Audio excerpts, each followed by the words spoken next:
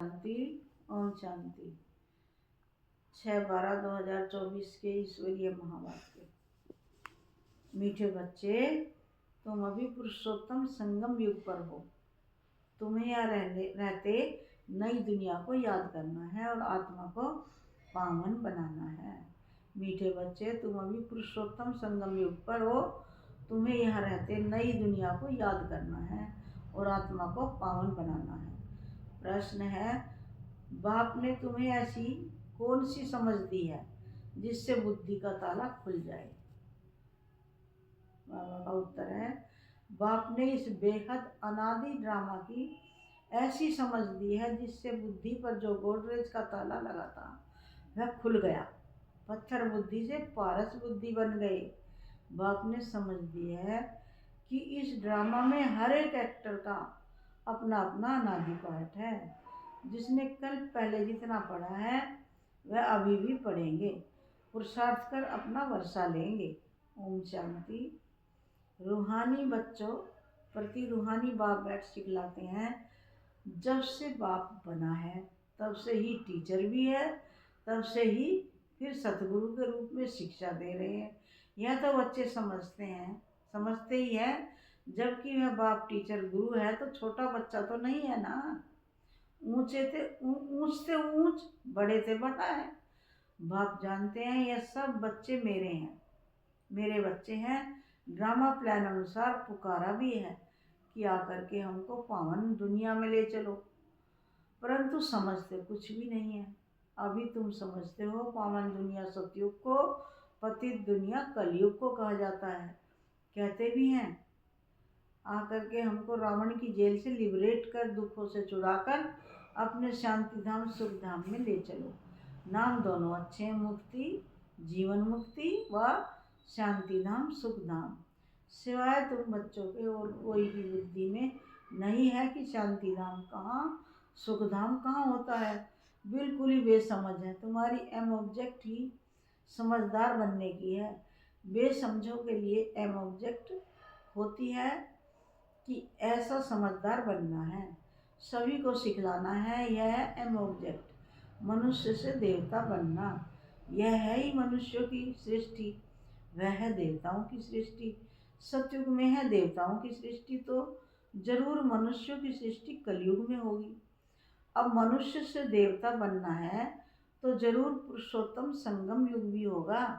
वह है देवताएं, यह है मनुष्य। देवताएं हैं समझदार। बाप ने ही ऐसा समझदार बनाया है। बाप जो विश्व का मालिक है, भले मालिक बनता नहीं है परंतु गया तो जाता है ना। बेहद का बाप बेहद का सुख देने वाला है। बेहद का सुख होता ही है नई दुनिया में और बेहद का दुख होता है पुरानी दुनिया में। देवताओं के चित्र भी तुम्हारे सामने हैं, उन्हों का गायन भी है। आजकल तो 5 भूतों को भी पूजते रहते हैं। अभी बाप तुमको समझाते हैं, तुम हो पुरुषोत्तम संगम युग पर। तुम्हारे में भी नंबरवार पुरुषार्थ अनुसार जानते हैं। हमारी एक टांग स्वर्ग में, एक टांग नरक में है। रहते तो यहाँ है परंतु बुद्धि नई दुनिया में है। और जो नई दुनिया में ले जाते हैं उनको याद करना है। बाप की याद से ही तुम पवित्र बनते हो। यह शिव बाबा बैठ समझाते हैं। शिव जयंती मनाते तो जरूर है, परंतु है शिव बाबा कब आया, क्या आकर किया, यह कुछ भी पता नहीं है। शिवरात्रि मनाते हैं और श्री कृष्ण की जयंती मनाते हैं। वही अक्षर जो श्री कृष्ण के लिए कहते वह शिव बाबा के लिए तो नहीं कहेंगे, इसलिए उनकी फिर शिवरात्रि कहते हैं। अर्थ कुछ नहीं समझते। तुम बच्चों को तो अर्थ समझाया जाता है। अथा दुख है कलयुग के अंत में, फिर अथा सुख होते हैं सतयुग में। यह तुम बच्चों को अभी ज्ञान मिला है। तुम आदि मध्य अंत को जानते हो। जिन्होंने कल पहले पढ़ा है वही अब पढ़ेंगे। जिसने जो पुरुषार्थ किया होगा वही करने लगेंगे और ऐसा ही पद भी पाएंगे। तुम्हारी बुद्धि में पूरा चक्र है। तुम ही ऊंच से ऊंच पद पाते हो, फिर तुम उतरते भी ऐसे ही हो। बाप ने समझाया है, यह जो भी मनुष्यों की आत्माएं हैं, माला है ना, सब नंबरवार आती है। हर एक एक्टर को अपना अपना पार्ट मिला हुआ है, किस समय किसको क्या पार्ट बजाना है। यह अनादि बना बनाया ड्रामा है जो बाप बैठ समझाते हैं। अब जो तुमको बाप समझाते हैं, मैं अपने भाइयों को समझाना है। तुम्हारी बुद्धि में है कि हर 5,000 वर्ष बाद बाप आकर हमको समझाते हैं, हम फिर भाइयों को समझाते हैं। भाई भाई आत्मा के संबंध में है। बाप कहते हैं इस समय तुम अपने को अशरीरी आत्मा समझो। आत्मा को ही अपने बाप को याद करना है पावन बनने लिए। आत्मा पवित्र बनती है तो फिर शरीर भी पवित्र मिलता है। आत्मा पवित्र तो जेवर भी है, आत्मा अपवित्र तो जेवर भी अपवित्र। नंबरवार तो होते ही हैं, फीचर्स एक्टिविटी एक ना मिले दूसरे से। नंबरवार सब अपना अपना पार्ट बजाते हैं, फर्क नहीं पड़ सकता। नाटक में वही सीन देखेंगे जो कल देखी होगी, वही रिपीट होगी ना। यह फिर बेहद का और कल का ड्रामा है।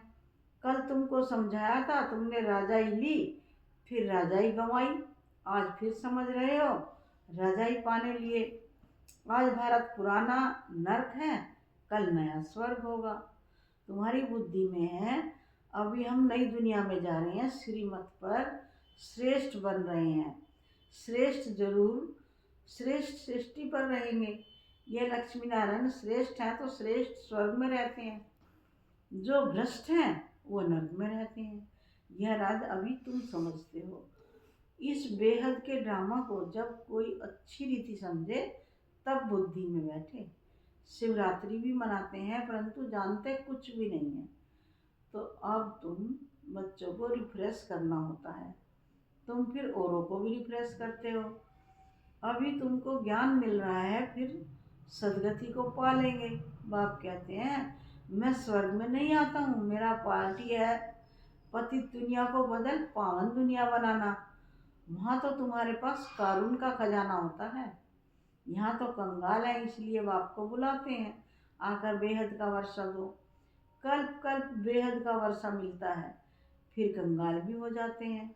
चित्रों पर समझाओ तब समझ सकें। पहले नंबर में लक्ष्मी नारायण, फिर 84 जन्म लेते मनुष्य बन गए। यह ज्ञान अभी तुम बच्चों को मिला है। तुम जानते हो आज से 5,000 वर्ष पहले आदि सनातन देवी देवता धर्म था, जिसको वैकुंठ, पैराडाइज, डीटी वर्ल्ड भी कहते हैं। अभी तो नहीं कहेंगे, अभी तो डेविल वर्ल्ड है। डेविल वर्ल्ड की एंड, डीटी वर्ल्ड की आदि का अब है संगम। यह बातें अभी तुम समझते हो और कोई के मुख से सुन न सके। बाप ही आकर इनका मुख लेते हैं। ब्रह्मा बाबा का मुख किसका लेंगे, समझते नहीं है।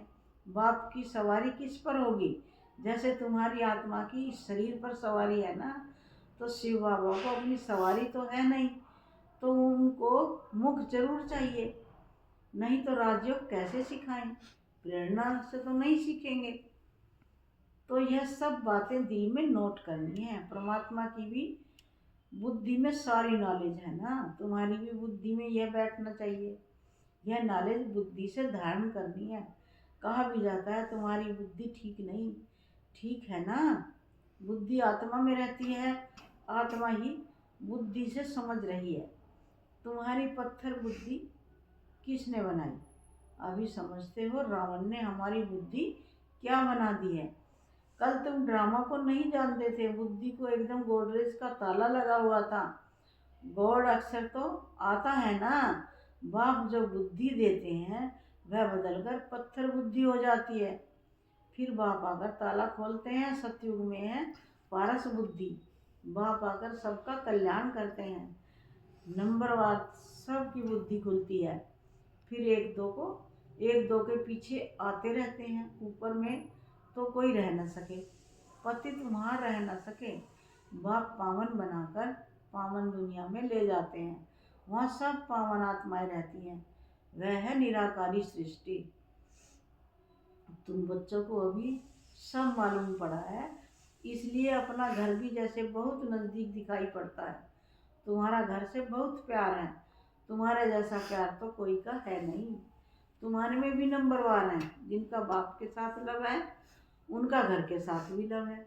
मुरब्बी बच्चे जो होते हैं, तुम समझते हो यहाँ जो अच्छी रीति पुरुषार्थ कर मुरब्बी बच्चा बनेंगे वही ऊंच पद पाएंगे। छोटे अथवा बड़े शरीर के ऊपर नहीं है। ज्ञान और योग में जो मस्त हैं वह बड़े हैं।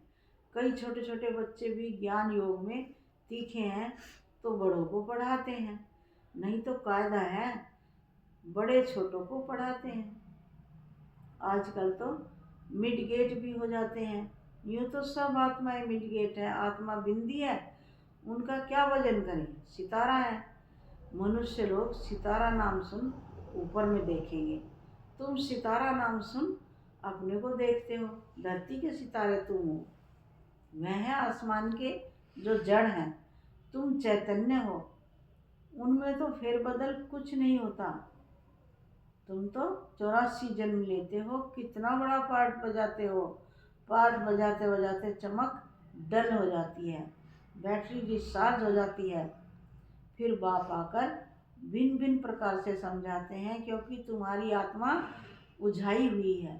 ताकत जो भरी थी वह खल्लास हो गई है। अब फिर बाप द्वारा ताकत भरते हो। तुम अपनी बैटरी चार्ज कर रहे हो। इसमें माया भी बहुत विघ्न डालती है, बैटरी चार्ज करने नहीं देती। तुम चैतन्य बैटरिया हो। जानते हो बाप के साथ योग लगाने से हम सतो प्रधान बनेंगे, अभी तमो प्रधान बने हैं। उस हद की पढ़ाई और इस बेहद की पढ़ाई में बहुत फर्क है। कैसे नंबरवार सब आत्माएं ऊपर जाती हैं, फिर अपने समय पर पाठ बजाने आना है। सबको अपना अविनाशी पाठ मिला हुआ है। तुमने यह 84 का पाठ कितनी बार बजाया होगा? तुम्हारी बैटरी कितनी बार चार्ज और डिस्चार्ज हुई है? जब जानते हो हमारी बैटरी डिस्चार्ज है तो फिर चार्ज करने में देरी क्यों करनी चाहिए? परंतु माया बैटरी चार्ज करने नहीं देती। माया बैटरी चार्ज करना तुमको भुला देती है, घड़ी घड़ी बैटरी डिस्चार्ज करा देती है। कोशिश करते हो बाप को याद करने की, परंतु कर नहीं सकते हो। तुम्हारे में जो बैटरी चार्ज या सतो प्रधान तक नज़दीक आते हैं, उनसे भी कभी कभी माया गफलत कराए बैटरी डिस्चार्ज कर देती है। यह पिछाड़ी तक होता रहेगा।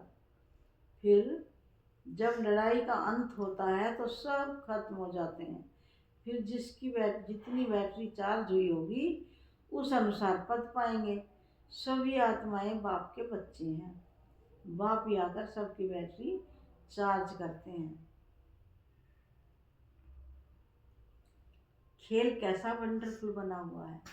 बाप के साथ योग लगाने से घड़ी घड़ी हट जाते हैं तो कितना नुकसान होता है।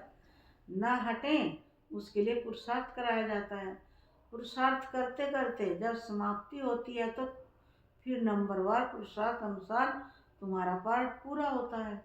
जैसे कल्प कल्प होता है, आत्माओं की माला बनती रहती है।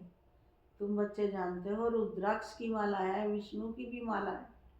पहले नंबर में तो उनकी माला रखेंगे ना। बाप दैवी दुनिया रचते हैं ना। जैसे रुद्र माला है वैसे रुद्र माला है। ब्राह्मणों की माला अभी नहीं बन सकेगी, बदली सदली होती रहेगी। फाइनल तब होंगे जब रुद्र माला बनेगी। यह ब्राह्मणों की भी माला है, परंतु इस समय नहीं बन सकती। वास्तव में प्रजापिता ब्रह्मा की सब संतान है। शिव बाबा के संतान की भी माला है, विष्णु की भी माला कहेंगे। तुम ब्राह्मण बनते हो तो ब्रह्मा की और शिव की भी माला चाहिए। यह सारा ज्ञान बुद्धि तुम्हारी बुद्धि में नंबरवार है। सुनते तो सभी हैं, परंतु कोई का उस समय ही कानों से निकल जाता है, सुनते ही नहीं।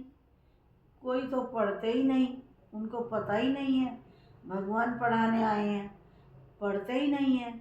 यह पढ़ाई तो कितनी खुशी से पढ़नी चाहिए। अच्छा, मीठे मीठे सिकी लदे बच्चों प्रति माता पिता बाप दादा का याद प्यार और गुड मॉर्निंग। रूहानी बाप की रूहानी बच्चों को नमस्ते। हम रूहानी बच्चों की रूहानी माता पिता बाप दादा को नमस्ते, गुड मॉर्निंग और नमस्ते नमस्ते। धारणा के लिए मुख्य सार। पहली पॉइंट है, याद की यात्रा से आत्मा रूपी बैटरी को चार्ज कर सतो प्रधान तक पहुंचना है। ऐसी कोई गफलत नहीं करनी है जो बैटरी डिस्चार्ज हो जाए। सेकंड पॉइंट है, मुरब्बी बच्चा बनने के लिए बाप के साथ साथ घर से भी लव रखना है। ज्ञान और योग में मस्त बनना है। बाप जो समझाते हैं वे अपने भाइयों को भी समझाना है। प्यारे बाबा का वरदान है, एक बाप को अपना संसार बनाकर सदा एक की आकर्षण में रहने वाले कर्म बंधन मुक्त भव। एक बाप को अपना संसार बनाकर सदा एक की आकर्षण में रहने वाले कर्म बंधन मुक्त भव। सार है, सदा इसी अनुभव में रहो कि एक बाप दूसरा न कोई, बस एक बाबा ही संसार है और कोई आकर्षण नहीं, कोई कर्म बंधन नहीं। अपने किसी कमजोर संस्कार का भी बंधन ना हो। जो किसी पर मेरेपन का अधिकार रखते हैं उन्हें क्रोध या अभिमान आता है, यह भी कर्म बंधन है। लेकिन जब बाबा ही मेरा संसार है, यह स्मृति रहती है तो सब मेरा मेरा एक मेरे बाबा में समा जाता है, तो कर्म बंधनों से सहज ही मुक्त हो जाते हैं। प्यारे बाबा का स्लोगन है, महान आत्मा वह है जिसकी दृष्टि और वृत्ति बेहद की है। महान आत्मा वह है जिसकी दृष्टि और वृत्ति बेहद की है। ओम शांति।